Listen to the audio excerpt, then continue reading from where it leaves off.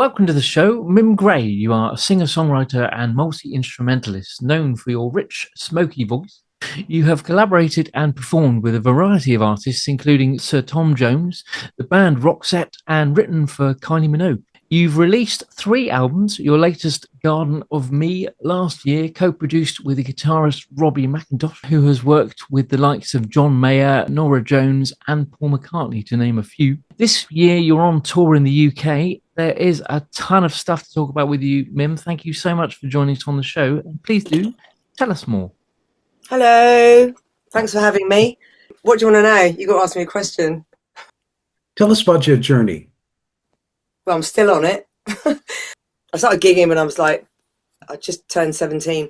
And I always knew that I wanted to do it and, perform and stuff. It's been hard. It's been amazing, but it's been difficult as well. And I think that maybe I sort of came to it later in terms of, like, in the early days, I was doing loads of stuff, like acoustic stuff, but I was also doing a lot of kind of dance stuff. I worked with Curtis Mantronics. I think he was the first kind of hip hop guy to get like $1 million deal back in the day in New York. And then we brought a single out. And so I loved all of that. I was working a lot in London and doing kind of dancey stuff. But I grew up on so many different kind of styles of music because I have older brothers and sisters. So I was listening everything from like The Doors to Ricky Lee Jones to like George Benson, Randy Crawford, stuff like that. So I kind of had this real diverse vibe about me, I think. And I think I sort of later on realized what really kind of, grabbed my soul and what I wanted to do and what was really me. I was experimenting for a while, But anyway, then I kind of hit the nail on the head and then I kind of got on with it. Then I just kind of couldn't get enough of it, really. But it's been a mixture of doing stuff that I've just absolutely adored and, traveled the world doing it. But I knew it wasn't really, it's all very well kind of singing other people's stuff. But even if it's stuff that I co-wrote, but didn't really grab my heartstrings enough for me to actually really pursue it, just that. And, because you have to drop everything and you have to really focus, and it is hard. And that whole thing of, record deals, when it was happening for me, the whole kind of industry was changing. People were doing it on their own and record companies weren't taking people on. And in terms of like big record deals and stuff, unless you were like Robbie or, a boy band or a girl band or whatever, So, yeah, it's been slow, but it's been, simmering, and it's currently coming to the boil. So, tour-wise, when does that start for you and what will that entail? Well, basically, we've kind of been on this sort of extended tour, which is this year now, 2025. We're doing a condensed version, but this last sort of few months we've been doing sort of maybe like 2 every week. Wow. So it's not like, a gig a day, which actually I kind of prefer because then you get on a roll and, you're with the guys all the time and, it's just a bit more happening. But it's been lovely, actually. And we've been playing really lovely places and met some really lovely people. So, yeah, I just like, as I said, I'd like to be doing it, every day. Cool. Anyway, so yeah, it's good. It's good fun. It's going well. What genre would you call your music? This is so weird because, like, if you look kind of in the past, people were like singer-songwriters, like proper Carole King, she was a singer-songwriter. She wasn't like Americana or country or folk, or it was that kind of, there was that scene, wasn't there? That kind of Laurel Canyon scene, which was really dreamy. And I'm not that old, but my sisters used to play this absolutely beautiful music, and coming through their bedroom walls, I was like, wow, what is this stuff? And I always kind of knew them as singer-songwriters. So, but nowadays, I think it's kind of, I was having a chat with someone the other day, and it's, if I say Americana, people go, oh, right, yeah.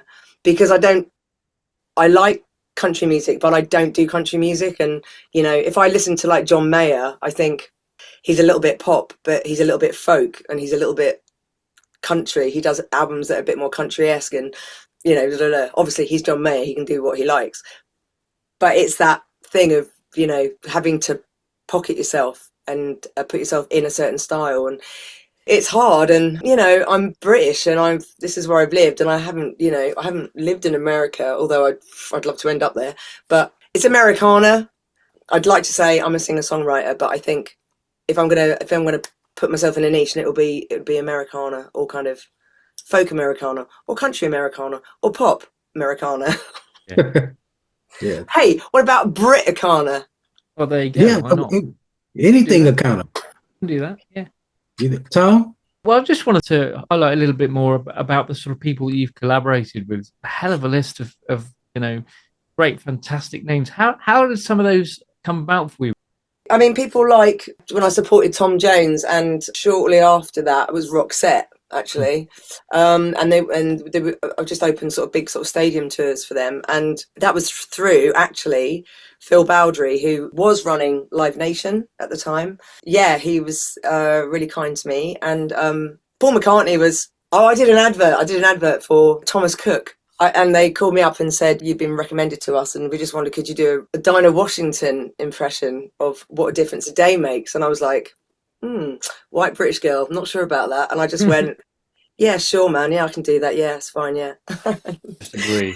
I just practiced, and I'm a massive Dinah Washington fan. And yeah, so I did it, and yeah, apparently Paul McCartney heard it, and he called up someone, and then someone else, and then someone said, this is the girl who actually sang on that advert. And then he was having a party, and then he got his PA to contact me, and so I went and sang for him and his I think it was people that worked for him, it was kind of family members, it was like his close friends and stuff, so yeah. So that was pretty amazing. And he just had Beatrice actually at the time, so What is your opinion about positive social conscious lyrical content? I think it's really important. Yeah. I mean, otherwise it's a bit narcissistic, isn't it? I kind of think that if you want to be on any kind of platform where you are talking about a subject or feeling a subject and you want to put something across, or you have a message or whatever, it has to be something that everyone is like socially aware of, or that you need to express in a certain way to be able to make people understand. I remember Sting once saying, like, he never wanted to write anything political or anything like that, but he found himself not being able to stop himself because he had something that he wanted to say. And I think it's really important. I think, do people think about that a lot when they write these days, or when like singer-songwriters?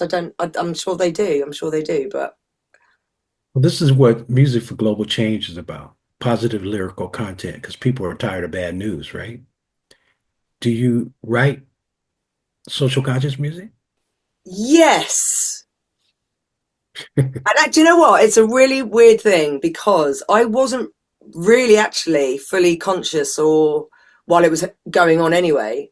But when I was sitting in the studio with Robbie McIntosh, and we were kind of consolidating the length of the album and like where the tracks go, and or not necessarily that at the very end of it, but before that. But it was like I was just thinking, looking at these songs, and even when some certain things come across in the songs as not negative at all, but they're thoughtful lyrics, but there's actually there's a positive message, particularly actually in Garden of Me, which is the title track. And I never actually thought it was going to be the title track, but when we were in the studio, I just thought, hang on a minute.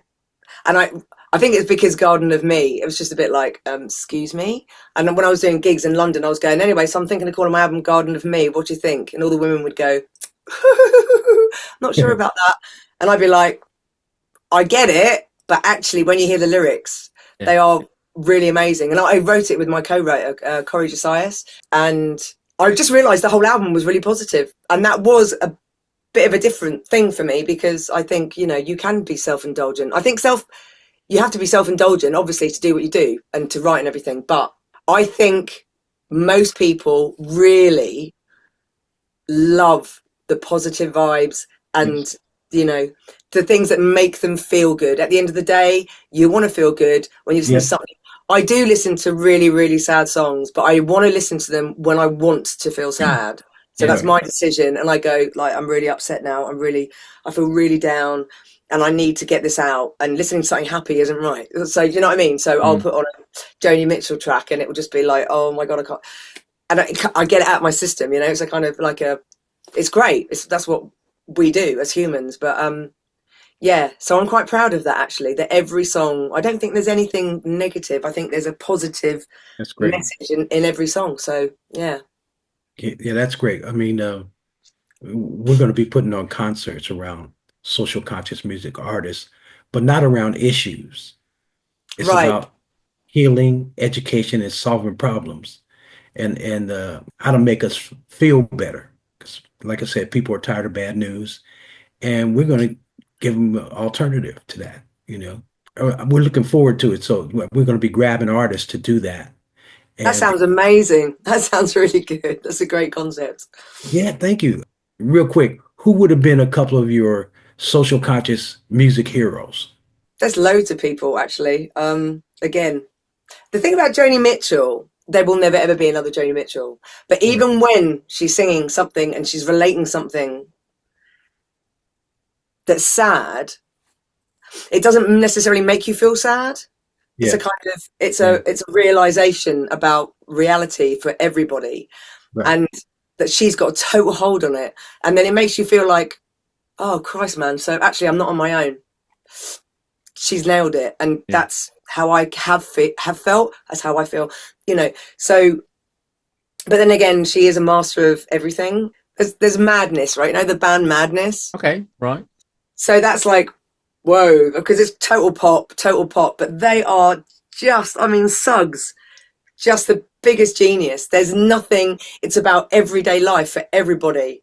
And it's got a da da da da da da da da, and you can put a beat behind anything and make people go, ooh, ooh, ooh. But lyrically, it's just like, oh my God, this is about my childhood. Oh my God, this is about that, And I just think I was listening to them the other day, and I bought vinyl. I got myself a record player a couple of years ago, and I just got right back into the vinyl.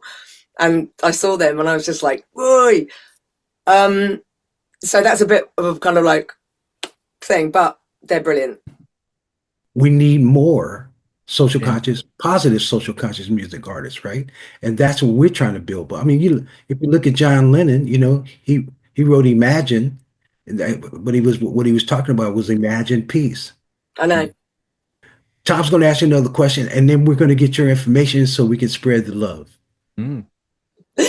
Okay, that's fine by me. Obviously, you've got the tour coming up. Is there any kind of new music in the pipeline to be put out?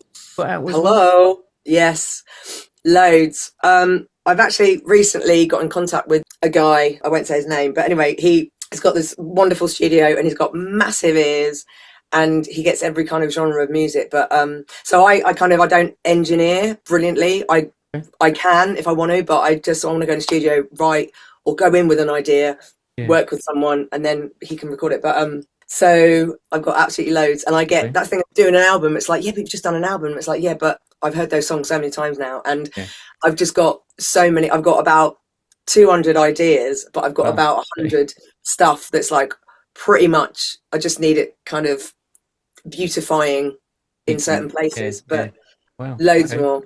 Good stuff. Well, we'll look out for that. And then off the back of that, then, how can people see what you're up to, get hold of your music, and maybe interact with you? Any kind of social media presence or website that you've got that you can tell us the details of that? Well, basically, there's gigs coming in all the time, and the tour dates are being updated. Yeah, there's loads of gigs. So basically, mimgrey.com, and I'm on Instagram and all the rest of it. But yeah. And we'll put those links in the bottom of the video as well for people to go off and check out what you're doing. Thank you. Thanks for the privilege of your time today. Thank you very much for asking me. Yeah, no, it's really, really wonderful. We spread the love over here, Thank you very much, guys. Thanks for having me. You got it. Much love to you. All the best. Music can save the world. Music can save the world. If we all get together, music can save the world. Yeah. Music can save the world. Music can save the world. If we all come together, music can save the world. There's an urgency facing our humanity. Thank you so much for watching. To stay up to date, please click subscribe and hit the bell. You can also join our group on Facebook and find us on LinkedIn and Instagram.